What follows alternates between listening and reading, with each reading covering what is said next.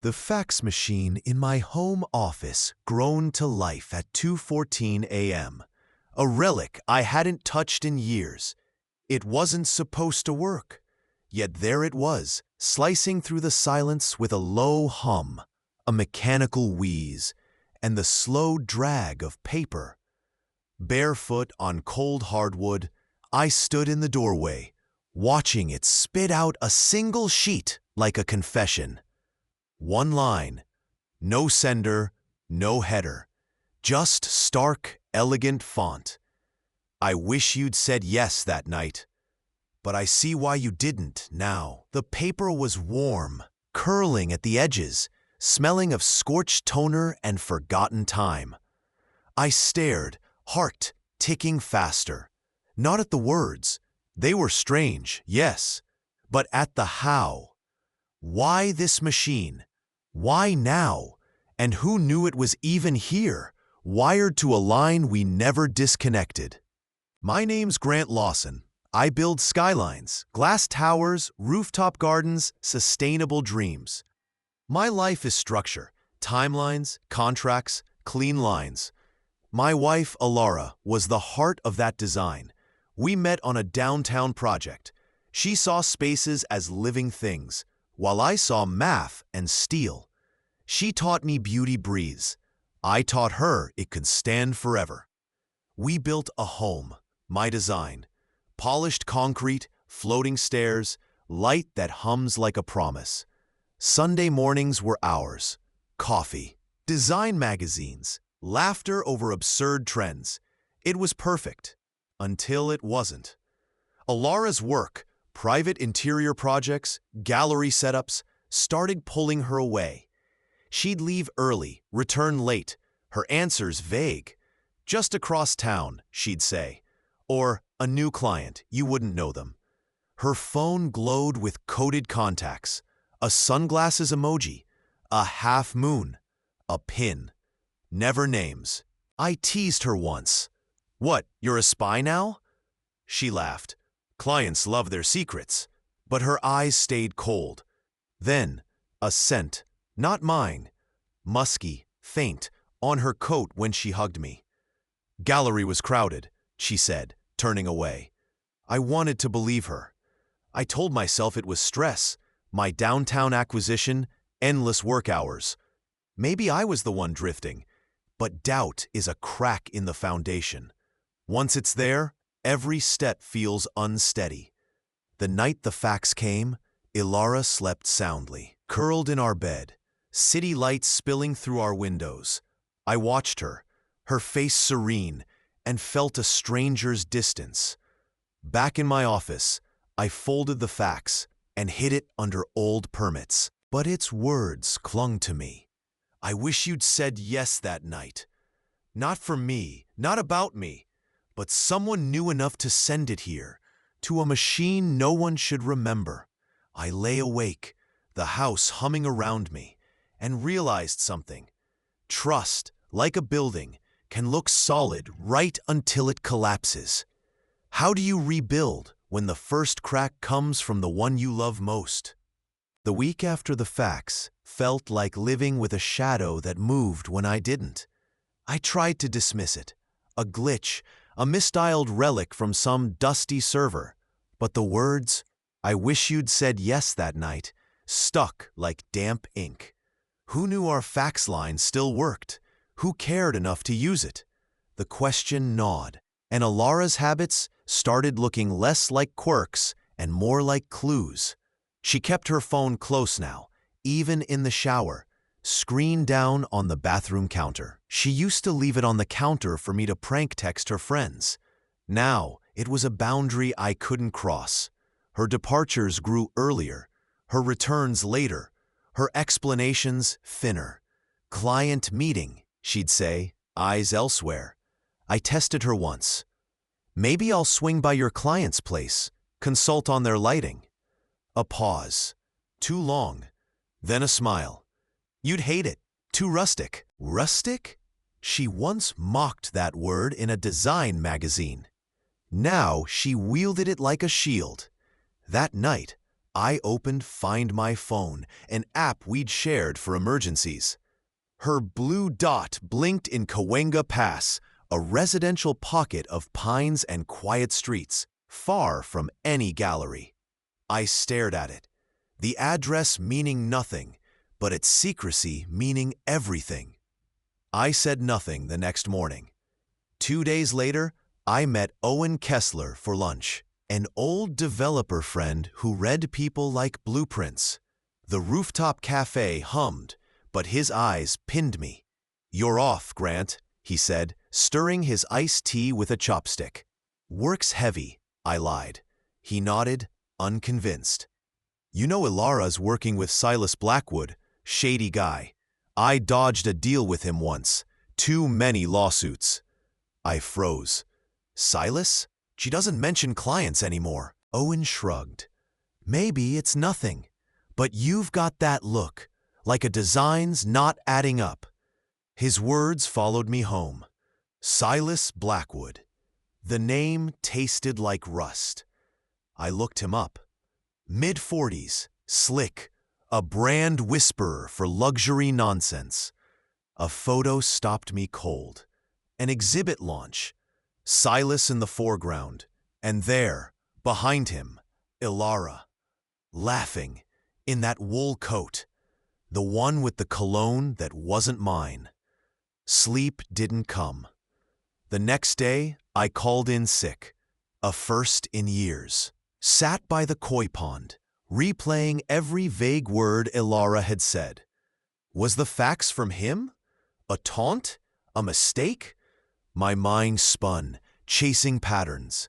Then, I crossed a line. Using my firm's credentials, I requested security footage from a client's property near Cahuenga Pass. Legal. Barely. I told myself it was just data, not betrayal. The clips arrived the next morning. 3 were empty. Shadows, cars, nothing. Then the 4th. Ilara, stepping from her car, hair up, holding a slim folder. Silas met her at the door. No touch, but an ease, a smile, a lean, a shared laugh. Then the exchange. She handed him the folder. He opened it, nodded, glanced over his shoulder, and shut the door. Not just a meeting, not just intimacy, a transaction. I zoomed in on her face. No guilt, no nerves, just resolve. And Silas, his glance, that quick check for watchers, felt like the same mind that found my fax machine. I closed the laptop. This wasn't about love anymore. It was about something colder. What do you do when the truth you feared is only the edge of a deeper fall? I didn't plan to confront her, but truth doesn't wait for blueprints. 3 days after the Cahuenga footage, an email landed in my business inbox. A routine hotel proposal. Buried in its spreadsheet, someone forgot to scrub a comment in cell F17. Use Eli's numbers from Santa Monica deal. Ilara says he won't notice. Initials SB. Silas Blackwood. I read it 4 times, the words burning into me. Not just an affair, a theft. They'd used my work, my trust, my life. I printed the page, slipped it into a folder, and drove home early. The house felt staged, too quiet, lights too sharp, like a model home with no soul. Ilara was in the living room, scrolling her phone, a wineglass untouched beside her. "Ilara," I said, my voice low, unfamiliar. She paused, set the phone down, and looked up. Her eyes caught something, not guilt, but a weary knowing. I placed the folder on the coffee table, opened it to the spreadsheet. The air grew heavy. "You gave him my numbers," I said, "from Santa Monica, my books." Silence. Her fingers twitched in her lap. Then, "I didn't give him anything you hadn't shared with investors." Her defense was a blade. "He's not an investor," I said, "and you know it." She didn't touch the paper, just met my gaze. composed as stone. Are you sleeping with him? A beat. Then, yes. One word, steady as a hammer. The room shrank, the air thin. But it's not about that, she added, leaning forward. 3 years ago, I pitched you that Airbnb project. You called it small, sentimental. I needed something mine. Silas listened. You stole from me, I said, pointing to the page. She flinched, barely. He said it wasn't stealing, said I was entitled. And you believed him? I needed to believe something. I stared at her, searching for the woman who'd once traced blueprints with me, laughing over exposed beams. She was gone. In her place, someone else. Someone who'd traded our life for a lie. You didn't just betray me, I said, voice tight. You sold our future to a man who sent that fax to break me. Her eyes flickered. What fax? I didn't answer. The question felt like another mask. Was she playing innocent, or was Silas pulling strings even she didn't see? I stood. Whatever you thought you were fixing, Alara, you broke something bigger. She nodded once, like she'd known this was coming. As I turned to leave, she spoke, her voice soft but sharp. Silas isn't who you think, Grant. He's using me too. I froze. What does that mean? She looked at her hands, silent. That night, I found a flash drive in her desk drawer. Unlabeled, on a secure laptop, I opened it. Encrypted chats between Alara and Silas. Not about love, but about me. One message stopped me cold. Once we secure the LLC transition, Lawson's holdings are vulnerable. Alara says she can walk it to the edge. Not just betrayal, a setup. Silas wasn't just stealing my wife. He was dismantling my world. And that fax, it felt like his opening move. Could you forgive someone who traded your heart for a stranger's scheme? The morning after the flash drive, I sat in our walk-in closet, staring at Alara's perfectly spaced hangers. My chest hummed with static, my hands unsteady. Grief wasn't a blueprint I could redraw. It was a weight, and I was sinking. I couldn't stay in the house. Her perfume clung to the air. Her teacup stained the counter. So I moved, compulsively, deliberately. I scrubbed the kitchen tiles until my knuckles ached, then ran at dawn, legs burning, collapsing by an overpass as headlights flickered below. The pain was mine, something I could shape. By noon, I was in mid-Wilshire, parked outside Samuel Brenner's law office, a family and asset lawyer I'd met once, years ago. I slid the flash drive across his desk. Freeze the shared accounts, he said, voice steady. Secure what's yours, quietly. I did. My legal team locked down my firm's systems by nightfall. It felt cold, necessary, like cauterizing a wound. But the facts still haunted me. Its words, its why. Was it Silas's first jab sent to unmoor me before his real play? The thought tightened my throat. That evening, I met Dana, a therapist in an office above a flower shop. You can't out-design pain, Grant, she said. It's not a flaw to fix. It's a space to hold. Her words landed, teaching me to see betrayal not as my failure, but as Alara's fracture. I left her office lighter, but the anger still simmered, a pulse urging me to strike back, to expose Silas, to make Alara feel the weight of her choices. Yet something stopped me. Revenge would tether me to their ruin, not free me from it. I thought of the structures I'd built, towers that stood because they bent, not broke. Strength isn't destruction, I whispered to myself. The words a tether to a new path. 2 days later, a blocked number called.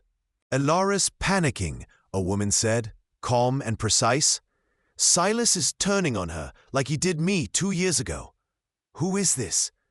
Someone who trusted him once, she said. He doesn't just use people, he erases them. The line went dead.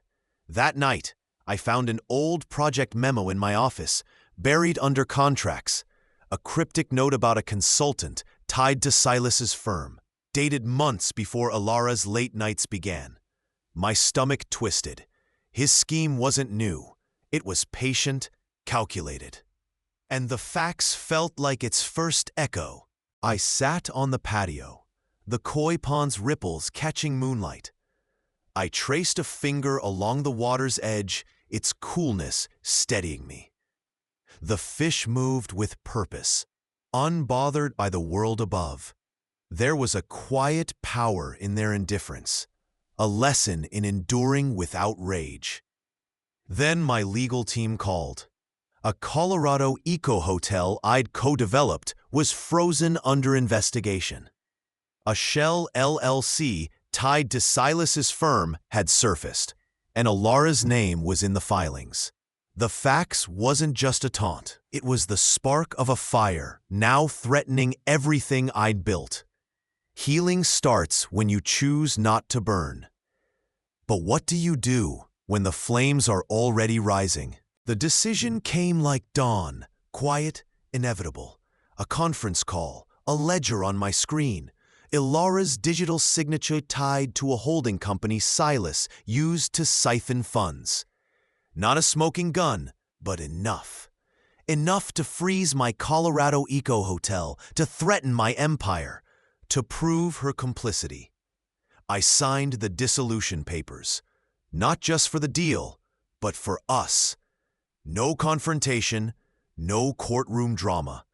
Our lawyers handled it through digital portals, her silence louder than any defense. She contested nothing, her forms a wordless admission. That was my closure, cold, final, fitting. The house felt lighter after. Still sleek, still mine, but no longer a cage. I slept with windows open, traded our matching espresso cups for a chipped ceramic mug from a local shop.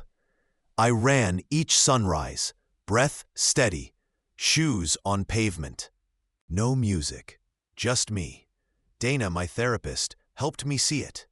Betrayal isn't your failure, Grant. It's her fracture. Grief wasn't a flaw to fix, but a space to rebuild. Not my empire, but myself. I sketched facades I'd never build, cooked meals for no reason, volunteered on a Koreatown restoration project, hammer in hand, sweat on my collar. Each act, small and unoptimized, grounded me. Strength wasn't defiance. It was silence that didn't scare me anymore.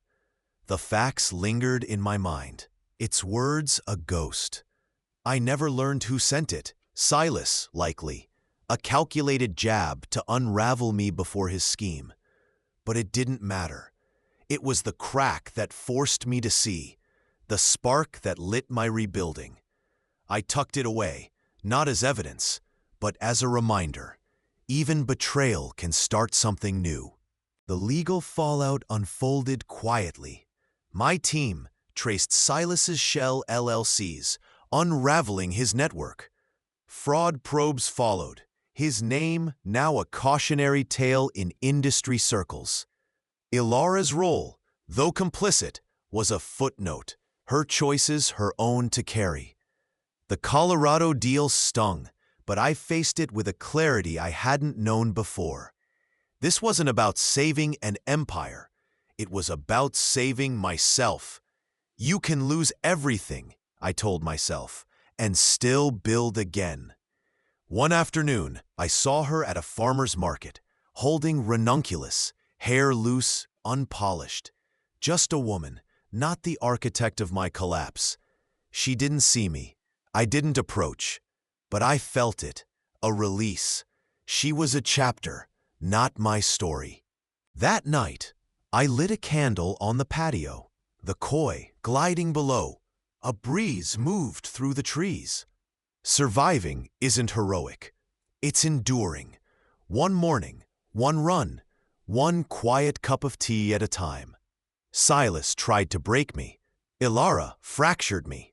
But I rebuilt, not to erase them, but to reclaim me. Betrayal burns, but you choose what rises from the ash. What do you build when the fire is yours to shape? And as I watched the koi glide, I realized every ending is a chance to build anew, not just for me, but for anyone who's faced betrayal's fire. What's your story of rebuilding? Share it in the comments below. Tell me how you rose from the ash. If this journey resonated, hit that like button, subscribe to the channel, and ring the bell so you don't miss the next story. Your voice matters, and I can't wait to hear it.